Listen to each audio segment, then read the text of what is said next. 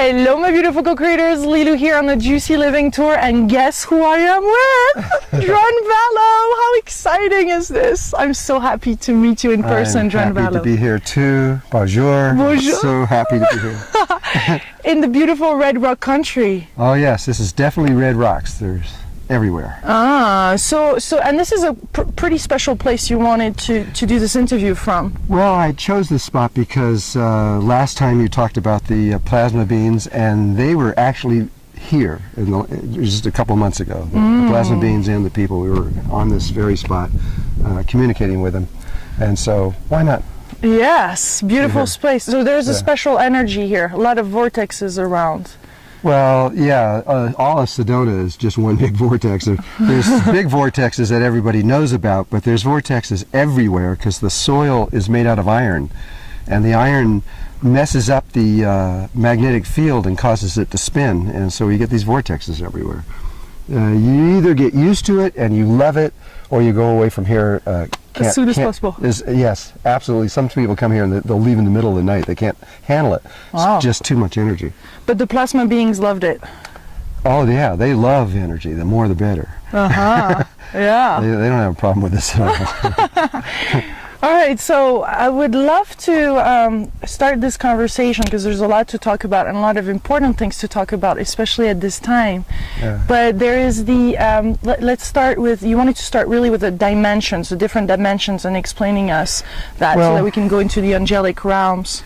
You and I talked about the plasma beings last time, and then you brought up the idea of speaking about angels.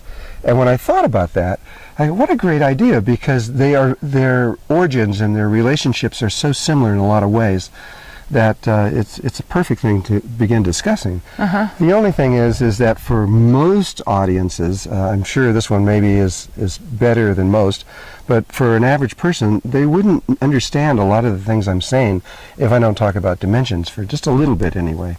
I don't want to get too technical in all of this, but yeah. In physics, just to give an overview of everything, in physics they have found 11 different dimensions, and their ideas of these dimensions are that the XYZ axis is the first 3 dimensions, time is the 4th dimension, and using mathematics they've bent this around and come up with 11 different dimensions. They may come up with more, but right now they're up to 11. When I talk about dimensions using the same word, the connotation is completely different. I'm not talking about that. That's their ideas, but it has nothing to do with the universe. All the indigenous people all over the world, I can speak with them fluently because they understand what I'm talking about with this. When I'm speaking about dimensions, I'm talking about that the entire universe is made up of vibration, or in one way you can look at it as just sound or frequency. And one way of looking at the universe, there is nothing else. That's all there is. Well, the way that all these frequencies and vibrations interact with each other is just not at random, but they interact in exactly and precisely the same way that music does. So if you're looking at a chromatic scale and you see the notes of C and C sharp and D, etc., the distance between those different notes is all based on 11 cycles per second, which is how music is based on. And so all the notes in the chromatic scale are 11 cycles per second or multiples thereof. And so it's when you apply that into the frequencies of the universe, that is how the universe organizes or structures itself. And so everything is a frequency, and everything is harmonics of music. And so when we look at dimensions, we see them separated in exactly the same way music is, in the same distances between C and C sharp and D and etc. The universes are separated in exactly that same way. It was Bell Labs who figured out what the frequency of the 3rd dimension is. They found that out. It was a long story, but they calculated out. It was 7.28 centimeters, I believe it is. And once you know one of them, you can calculate all the rest of them where they are.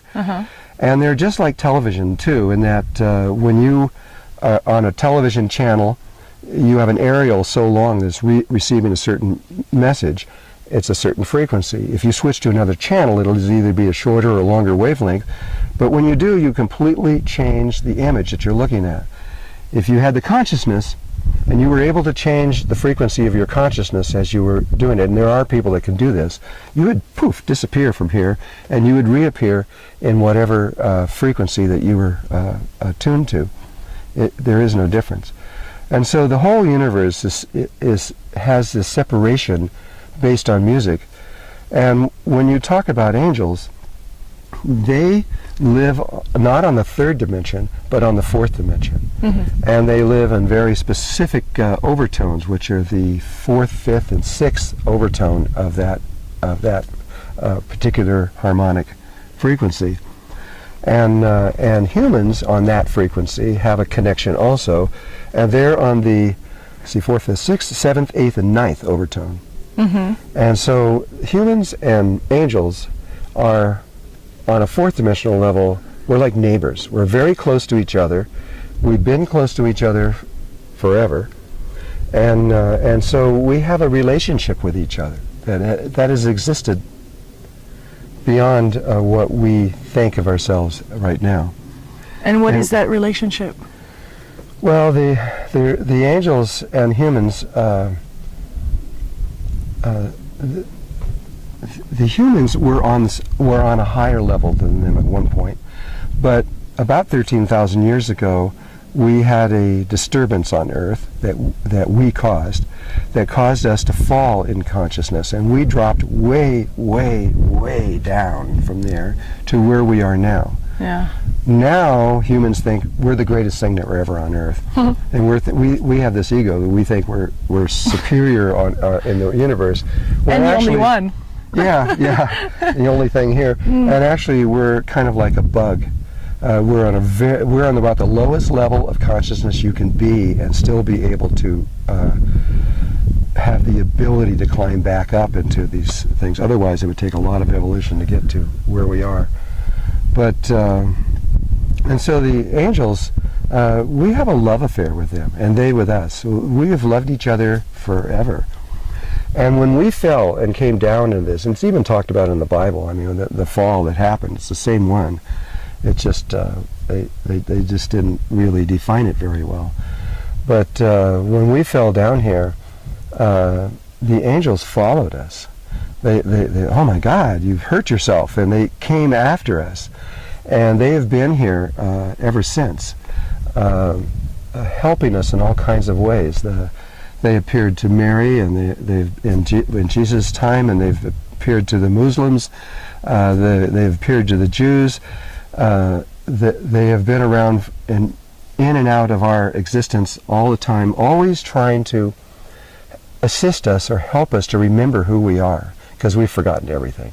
They seem to save us too in some ways. They save us all the time, and most of the time we don't know that it's even happening. Yeah. They're constantly doing things to get us back on track so we don't fall farther into it. And we're very close to falling farther. I mean, we're about ready to bombard the whole world and go in and go in full tilt killing of each other.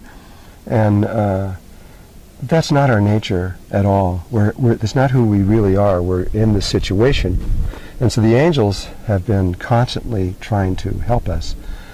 On another level, human beings are angels. We have been together so long and so close together in these dimensional worlds that there are humans that are angels and there are angels that are humans. Yeah. And every human being on Earth has at least two angels connected to them. Most of people don't know that. They don't know that they have another existence in another world and that they are a different kind of being there. But this is true of every single last person on Earth. There's no one here. You could not be here if you didn't have that connection.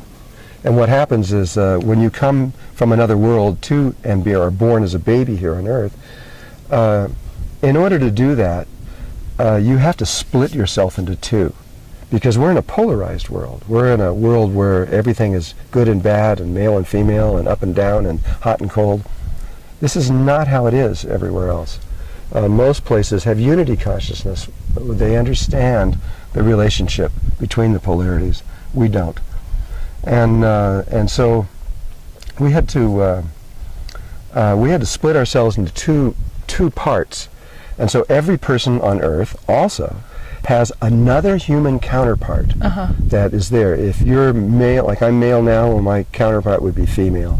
If you're female, your counterpart is going to be male. Is that what some people call twin flames? It is what they call twin flames, or soulmates, or etc. in this. And there's a lot of people always have these romantic ideas. Oh, if I could just get back with my soulmate or my twin flame, I will be happy again. They don't know the whole picture, because when you split apart, you go into two different levels and two different karmic pathways also. And before you are completed with this level of existence, you have to come back together, and there's this thing that you do where you balance all your karmic patterns, and eventually you would die together and re-merge your souls. But that coming back together is not easy, and it's not fun. It's usually a very difficult passageway. I suppose it could be. I just haven't ever seen it, and I haven't felt it in my own life either. But what you're saying is that a lot of them are in another dimension. No. That other part is here on Earth. It's here on Earth also? Unless they have died and you're still here, then they've gone over the fourth dimension, and they're in that fourth, fifth, sixth, seventh, eighth, or ninth overtone. They may be in one of those, but if they didn't die consciously, then they have to come back, reincarnate, get another life, get another body, so that they can try it again. Okay. You will keep reincarnating as long as you don't learn how to die consciously, which means bringing your body with you. And if you bring your body with you, then that's it. It's over. That's the end of it. Who taught us that? How to do that? Who taught us that? What do you mean? How do we know that it's important to die consciously? Can you tell us more about that? Well, that goes back into Egypt, and even before that time, Egypt and India and Samaria. The whole focus, let's just go on Egypt for a moment, but the whole focus on Egypt was the dying process, the mummification, all that, because they knew that when they died, they had to bring their physical body with them to the next level, because the reason is because that body becomes a baby on the next level of existence. And so if you arrive without your body, which then, by the way, which begins to grow, you get taller, you get a lot taller, and you get this big head with these different color eyes, and the different skin changes, and you become, females are about 10 to 12 feet high, and males are about 14 to 16 feet high. So it'll be about 12? Yeah, you'd probably be about 12, sure, maybe 12 and a half. And, so that's in the fourth dimension? That's in the fourth dimension, but that's what dying is going into the fourth dimension. But if you don't bring your body, you arrive without your physical form, and you eventually have to come back here, get another body, go through a lifetime, and learn how to die again. Most people here on Earth have been through this process at least 1,000 times or more, except for a lot of the new people coming in. This population growth that's come up very high. Yeah. We've never had almost 7 billion people on Earth. We've only had, it's just going over 1 billion. It's never happened until just recently. And is that too much? That's another thing. Topic. It's another topic whether it's too much or too many. But that's what's happening. And a lot of these people that are coming in are new to being human. They're coming from other levels of existence, and most of them are very advanced souls that have chosen to come here. It wasn't that you got to go. It's not that. It's you have to decide to do it, and then when you get here, a lot of them go, okay, I realize that my brothers on Earth need help, and I'm going to go down here and help them. And then you get here and you go, oh my God, this is hard, because they've forgotten what it's like to be in a physical, dense body. These people are coming out of light bodies, and so it's a huge. Yeah. Huge transformation. Did you have to remember yourself that you were in this body? I'm a little different than the majority of them coming in, is I have retained all my memories. And so I remember every minute coming from my other world to here. I remember everything. And I had to, in order to do what I'm doing, I had to remember that. Otherwise, I would not be able. When I talk about other dimensions, I'm talking about from experience, not from a learning process. I know what the other dimensions are, and I've been in every single one of them, all 144 basic dimensions I've lived in. That's what a Melchizedek is. There's lots of Melchizedeks. There's, in this galaxy, there's about 10 million. And but it's only one level of consciousness that everybody's connecting to. So the physical form doesn't matter what you look like, it's the consciousness level. And in order to be of assistance from a Melchizedek point of view, I had to remember exactly where I came from and why I'm coming here. So I don't remember. What would you say your role is here on the planet? Why did you come back? It's the same role with every Melchizedek that goes into any planet. What happens is a person begins close to the source and then begins living lifetimes, and they start coming down into deeper and deeper and deeper into the densities. And then when they get as deep as they can feel that they can possibly go, then they go back up. So we're talking about, everybody here is talking about ascension, moving higher. Yeah. But the higher beings have been coming down. They're going through descension, coming down to here. Yeah. And then once you've been through all those dimensional levels doing that, and you come back up and go through them again on another level, you get to the top, you have a choice. You can either go beyond this existence and back to the source, or you can take another trip around. And I chose another trip around. And when you do that, life says, aha, you're a Melchizedek. Okay, so you know how to go into all those dimensional worlds and be stable. So they use you to, whenever a planet or a sun or an area or even a galaxy or anything has a problem in their dimensional levels, they send Melchizedek because we know how to deal with those things. And you are having a hard time here getting from third dimension to the fourth dimension. You don't know how to do it. The Mayans just remembered only about 2 months ago. And they had forgotten how to do it, and they're pretty good at it.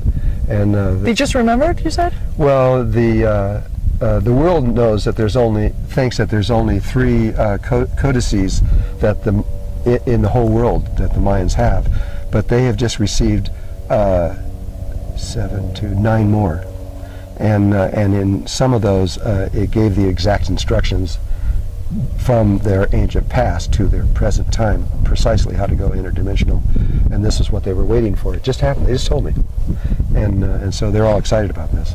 And why are we learning this, and why are you here? Why do we need, is there something for us to learn right now, considering what's happening? Really, it's not learning at all. Yeah, it's remembering. Yeah. We are all experts at this. We have all remembered, at least between the third and the fourth dimension. We know precisely how to do this. We've just had a bump in our head, and we've kind of forgotten. And so my job is just to be like a catalyst to remembering that, hey, remember when you did this thing? And so I'm just trying to remind you of something. Once you remember, you're going to go, oh yeah, of course, I've done this so many times before. And when you really get into the movement of it, you'll know exactly what to do. And that's, we're going to be fine through all of this. I know we will. So you're saying in the movement of that, so there is the heart plays a role, there's an energy that we need to trust, there's something that we need to go towards or do. If you're here and you have a physical body, you contain everything that you need on a physical level. You don't need anything external to your body. Your body has everything. And the body is far, far more than what we think it is.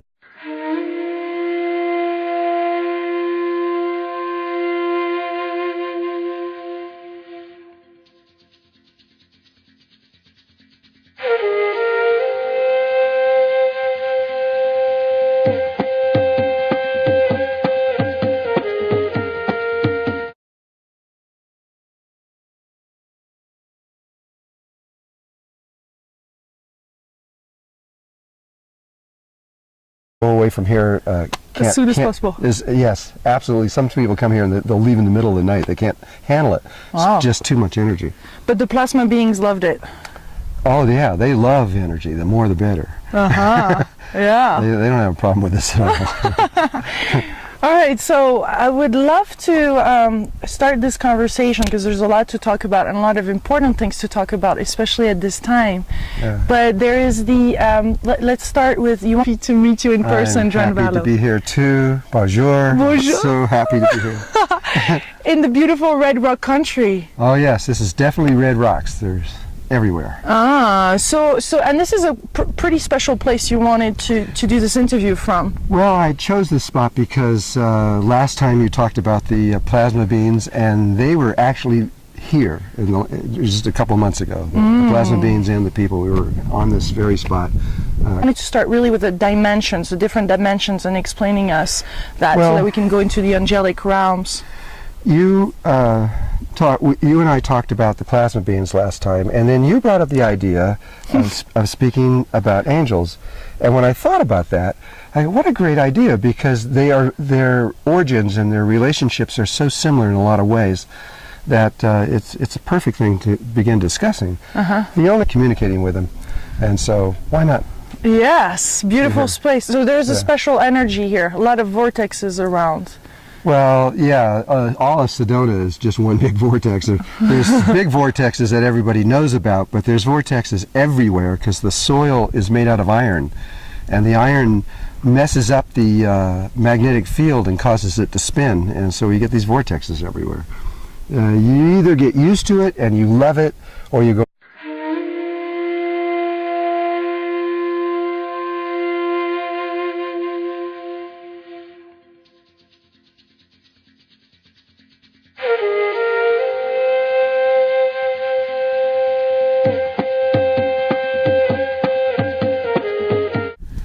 Hello my beautiful co-creators, Lilou here on the Juicy Living Tour, and guess who I am with? Drunvalo! How exciting is this? I'm so happy.